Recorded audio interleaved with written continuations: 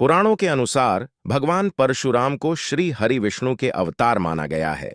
भगवान विष्णु का यह सबसे क्रूर अवतार था। शिवजी द्वारा प्राप्त परशु के कारण ही उनका नाम परशुराम पड़ा था। परशुराम महर्षि जमदग्नि और माता रेणुका की संतान थे। परशुराम उनके सबसे छोटे कर लाडले पुत्र थे। पांचों भाइयों में परशुराम ही सबसे तेजस्वी और न्यायपूर्ण योद्धा थे। धरती पर उनके जैसा योद्धा कोई नहीं था। परशुराम अपने माता पिता के सबसे लाडले और आज्ञाकारी पुत्र होते हुए भी उन्होंने माता का सिर काट दिया था। आखिर उन्होंने ऐसा कठोर कदम क्यों लेना पड़ा? ऐसा क्या कारण था जो उनकी माता के जीवन से भी बढ़कर था? आगे हम इसके बारे में विस्तार पूर्वक देखेंगे। परशुराम के पिता जगमदन ही बड़े ज्ञानी और तपस्वी थे। उन्हें सभी प्रकार की सिद्धियों का ज्ञान था। परशुराम अपने पिता की आज्ञाकारी पुत्र थे और पिताजी की हर आज्ञा को पत्थर की लकीर महान हर हाल में पूर्ण करते थे।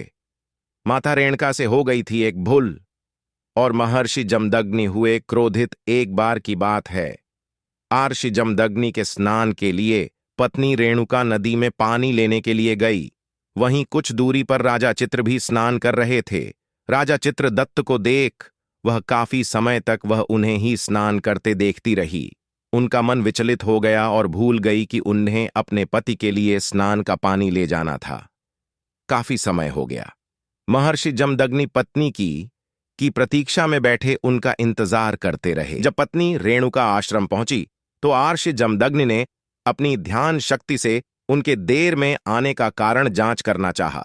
इससे उन्हें सब जांच हो गया और महर्षि जमदग्नि अपनी पत्नी पर क्रोधित हो उठे।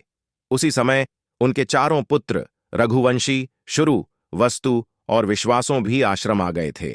महर्षि जमदग्नि ने अपने चारों पुत्रों को बारी बारी से अपनी मां का वध करने को कहा, पर किसी ने भी मां की मोहब्बत ऐसा करने का हिम्मत नहीं जुटा पाए।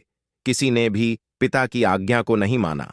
सभी पीछे हट गए, क्योंकि हिंदू धर्म ग्रंथों के अनुसार किसी भी स्त्री की हत्या को बहुत बड़ा पाप माना गया है और यही अपनी ही मां का वध करने की बात थी। लेकिन पिता आज्ञा का न करना भी एक बड़ा पाप है। चारों पुत्र समझ नहीं पा रहे थे क्या करना उचित होगा। जब महर्षि के चारों पुत्रों ने उनकी आज्ञा को नहीं माना तो अपने चारों पुत्रों को चेतना, बुद्धि और विचार नष्ट होने का श्राप दे दिया। वहीं थोड़ी देर में परशुराम भी आश्रम आ गए। परशुराम को देख महर्षि जमदग्नि ने उन्हें अपनी मां की ओर अपने चारों भाइयों का वध करने का आदेश दिया। अपनी पिता की आज्ञा पाकर उन्होंने अपनी माता और चारों भाइयों का वध कर डाला। यह देख महर्षि जमदग्नि काफी प्रसन्न हुए और परशुराम से वर मांगने के लिए कहा। परशुराम जानते थे कि उनके पिता बहुत बड़े ज्ञानी हैं और सभी प्रकार की सिद्धियां प्राप्त हैं। उन्हें अपने पिता की बातों से पूर्ण से अवगत था कि वह अपने पिता के आदेश मानेंगे तो उनके पिताजी उन्हें मुंह मांगा वरदान देंगे। इसलिए उनके पिताजी जब उनसे वरदान मांगने को कहते हैं तो परशुराम ने अपनी मां का और अपने चारों भाइयों को पुनर्जीवित करने का वरदान मांगते हैं। इससे उनके पिता ने उनकी इच्छा मान माता और चारों भाइयों को जीवित हो गए। इस तरह परशुराम ने अपने पिता की आज्ञा भी मानी और अपनी माता और भाइयों को जीवित भी करा लिया। परंतु माता तो पुण्य जीवित हो गई, पर उन पर अपनी हत्या का पाप चढ़ गया। इस पाप से मुक्ति पाने के लिए परशुराम एक पर्वत पर शिव आराधना करने के लिए चले गए। कई वर्षों की कठोर से प्रसन्न शिवजी ने उनके समक्ष आ गए और उन्हें मृत्यु कुंडली जल में स्नान करने के आदेश दिया। तभी वह अपनी माता के पाप से मुक्त हो पाएंगे। परशुराम ने शिवजी कहे अनुसार ऐसा ही किया और अपने माता हत्या के पाप से मुक्ति प्राप्त की।